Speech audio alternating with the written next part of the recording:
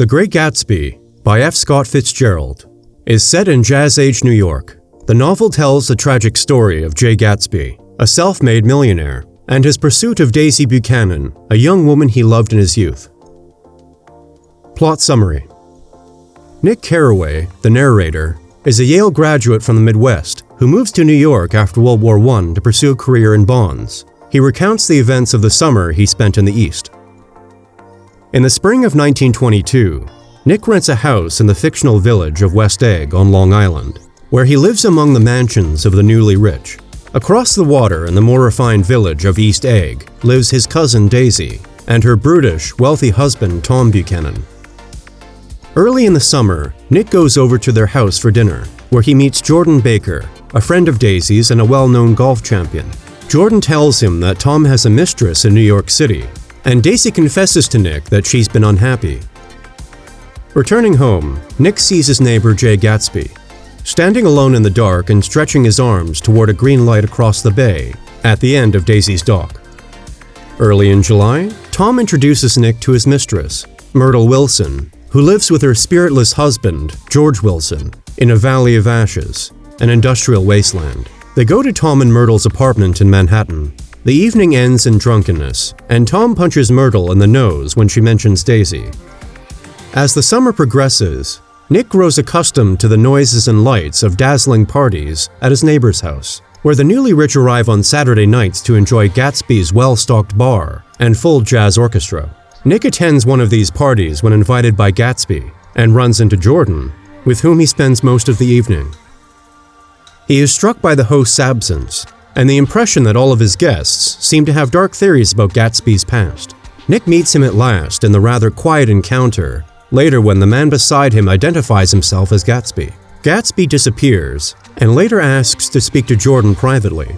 Jordan returns, amazed by what he has told her, but she cannot tell it to Nick.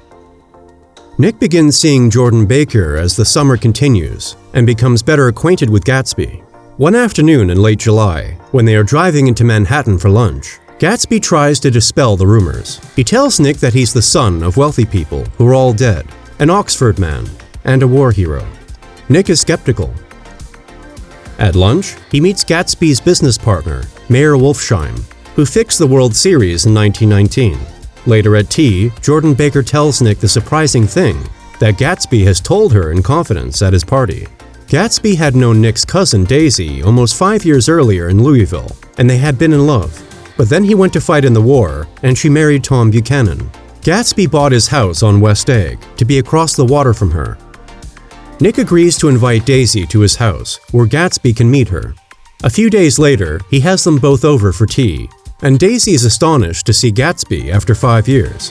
The meeting is uncomfortable, and Nick steps outside for half an hour to give them privacy. When he returns, they seem fully reconciled, Gatsby glowing with happiness and Daisy in tears. Afterward, they go next door to Gatsby's enormous house, and Gatsby shows off its impressive rooms to Daisy. Tom eventually becomes aware of Daisy's association with Gatsby. Disliking it, he shows up at one of Gatsby's parties with his wife. Daisy does not like the party and is appalled by the impropriety of the new money crowd at West Egg. Tom says that he suspects that Gatsby is a bootlegger, voicing his dismay to Nick after the party. Gatsby explains that he wants Daisy to tell Tom she never loved him and then marry him as though the years had never passed. Gatsby's wild parties cease after that, and Daisy goes to Gatsby's house in the afternoons. On a hot day near the end of summer, Nick arrives for lunch at the Buchanan's house. Gatsby and Jordan have also been invited.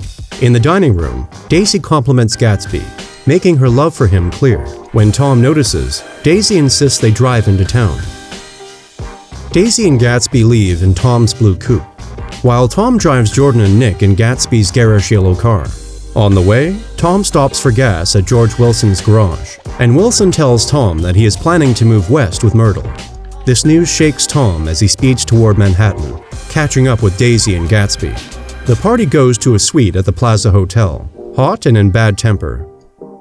Tom confronts Gatsby about his relationship with Daisy.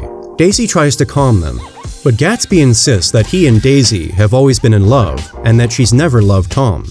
Tom reminds Daisy of the good times they've had, and Daisy tells Gatsby, "You want too much. I love you now. Isn't that enough?" As the fight escalates and Daisy threatens to leave her husband, Tom reveals what he learned from investigating Gatsby's affairs. That Gatsby earned his money by selling illegal alcohol at drugstores in Chicago during Prohibition. Gatsby tries to deny it, but Daisy has lost her resolve, and his cause seems hopeless. Gatsby and Daisy leave in Gatsby's car, with Daisy driving. They hit and kill Myrtle, who after arguing with her husband, ran into the street towards Gatsby's car, thinking it was Tom. Terrified, Daisy continues driving, but witnesses see the car. Tom stops his car when he sees a commotion. He's devastated when he finds his mistress dead. Wilson tells him a yellow car hit her, but Tom insists it was not his, and drives on to East Egg in tears. Back at the Buchanan's house, Nick finds Gatsby hiding in the garden, and learns that Daisy was driving.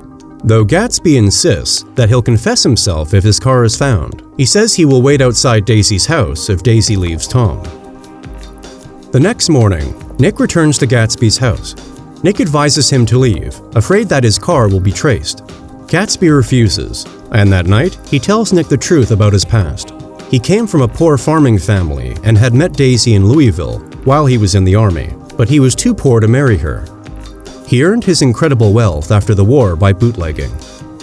Nick leaves for work while Gatsby waits for Daisy to call her. Later, George Wilson arrives in East Egg, where Tom tells him that it was Gatsby who killed his wife.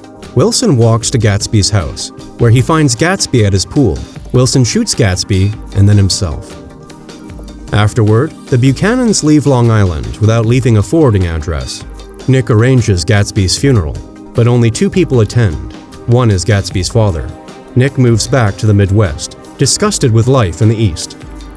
So we beat on, boats against the current, borne back ceaselessly into the past.